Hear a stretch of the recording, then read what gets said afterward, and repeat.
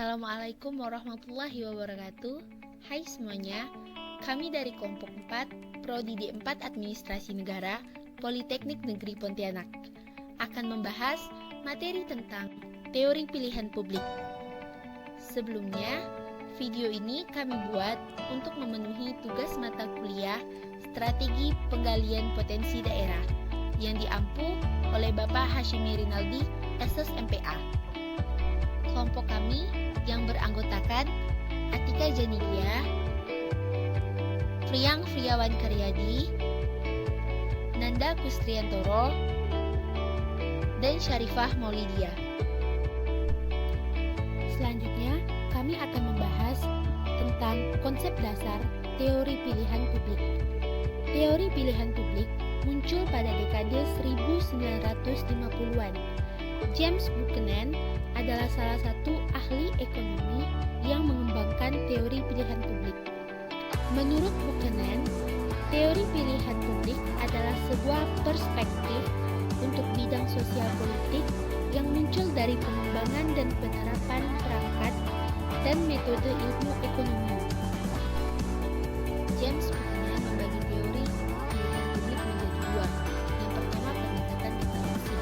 Pendekatan ekonomi yaitu ekonomi sebagai ilmu perputaran. Para pelaku politik menawarkan berbagai kebijakan publik kepada masyarakat. Pembeli kebijakan publik ini adalah masyarakat pemilih yang akan memilih kebijakan yang benar-benar dapat mewakili kebutuhan mereka. Yang kedua, ada home economicus atau konsep manusia ekonomi. Konsep manusia ekonomi atau home economicus yaitu konsep ini mengemukakan bahwa manusia cenderung memaksimalkan manfaat utilitas untuk dirinya karena dihadapkan pada kelangkaan sumber daya. Memaksimalisasi utilitas berlaku terhadap pilihan individu. Jadi, apa itu teori pilihan publik? Teori pilihan publik adalah pengambilan keputusan secara bersama-sama dan kolektif yang dilihat dari perspektif ekonomi untuk menjelaskan fenomena sosial politik. Unsur penting dalam teori pilihan publik yang harus diperhatikan yaitu suplemen atau pertukaran dan aspek kelembagaan. Teori pilihan publik membantu pemerintah dalam memberikan kerangka atau penjelasan mengenai bagaimana pemerintah mengambil keputusan, sehingga dapat digunakan untuk mempelajari perilaku para aktor politik maupun sebagai petunjuk bagi pengambil keputusan dalam penentuan pilihan kebijakan publik yang paling efektif. Pandangan teori pilihan publik terhadap desentralisasi. Dalam interpretasi Stoker, desentralisasi merupakan media penting dalam meningkatkan kesejahteraan pribadi melalui pilihan masyarakat maupun individu-individu. Individu diasumsikan akan memilih tempat tinggalnya dengan membandingkan berbagai paket pelayanan dan pajak yang ditawarkan oleh berbagai kota yang berbeda. Individu yang rasional akan memilih tempat tinggal yang akan memberikan paket yang terbaik. Stoker dalam MR Khairul Muluk 2006-3. Dalam hal ini, kesejahteraan pribadi adalah para pengambil kebijakan atau pemberi kekuasaan dengan cara legal dan fair. Kesejahteraan tersebut diraih melalui prestasi, free, bonus, dan lain sebagainya. Sebagai konsekuensinya, tingginya pilihan publik terhadap produk yang dihasilkan. Dalam perspektif inilah, desentralisasi termasuk yang direkomendasikan oleh teori pilihan publik. Dampak positif dari teori pilihan publik. Pertama, kemampuan merespon kebutuhan publik. Dalam hal ini, penyerapan aspirasi dari masyarakat atau publik akan terserap secara maksimal oleh pemerintah sehingga harapan atau aspirasi tersebut bisa dijalankan atau dilaksanakan oleh pemerintah itu sendiri.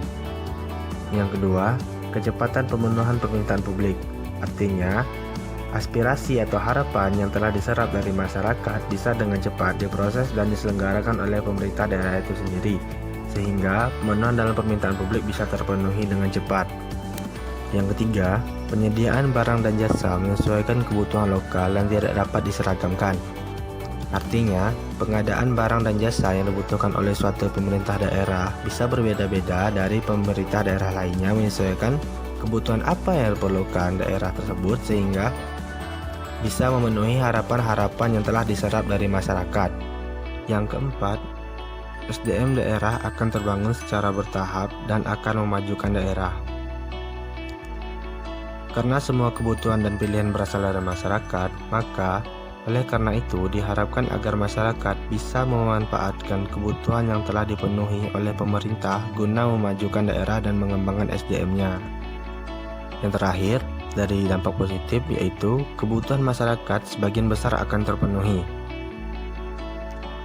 Karena aspirasi-aspirasi sebagian besar dari masyarakat, maka pemerintah akan berusaha untuk memenuhi kebutuhan tersebut, sehingga jika kebutuhan masyarakat bisa diwujudkan oleh pemerintah secara maksimal, maka kebutuhan masyarakat akan dapat dipenuhi.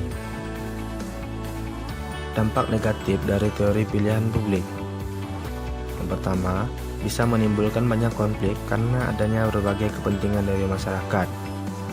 Karena terlalu banyaknya kebutuhan dan harapan dari masyarakat, maka hal ini bisa menimbulkan konflik di dalam masyarakat yang memiliki berbagai macam kepentingan untuk diwujudkan.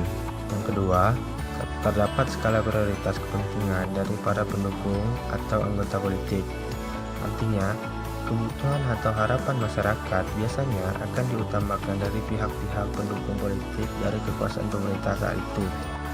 Sehingga, harapan-harapan dari pendukung kemenangan pemegang kekuasaan akan menjadi prioritas utama untuk diwujudkan. Selanjutnya, kemungkinan konflik antar daerah sangat besar.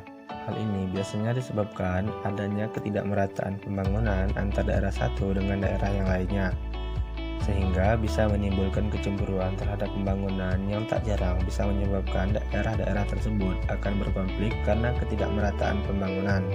Selanjutnya, pembangunan berorientasi pada jangka pendek dan berskala lokal.